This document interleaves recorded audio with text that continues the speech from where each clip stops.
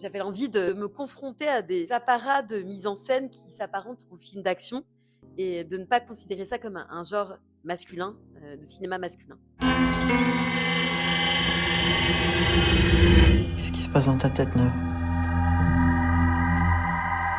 Chacun de mes films, il y a toujours des influences différentes. Donc, évidemment, après, j'ai des films de chevet, des réalisateurs de chevet. Donc, je vais évidemment citer tout de suite Jerzy Skolimowski, qui est un réalisateur polonais dont je suis très fan, très admirative.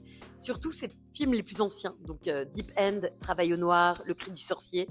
Donc, il a aussi d'ailleurs travaillé sur la sorcellerie, enfin, sur ce qui fait que les gens vrillent dans leur vie. En fait, c'est ça qui m'intéresse là-dedans aussi. Et pour ce film-là, les références étaient plutôt issues du cinéma américain des années 70. Évidemment, il y a Carrie de Brian De Palma, qui était une référence très très importante pour la construction du personnage de Navoïka. Possession de Zulawski, donc ça c'est aussi un film polonais, mais les films américains des années 70, c'était notamment Straw Dogs, donc les chiens de paille de Sam Peckinpah, Waking Fright de Ted Kotcheff, donc qui est notamment pour une scène de chasse aux kangourous en pick-up, et avec un état d'ébriété, de beuverie permanent. Et donc on a beaucoup vu et revu cette scène avec mon directeur de la photo pour le découpage de la scène de la chasse à la biche.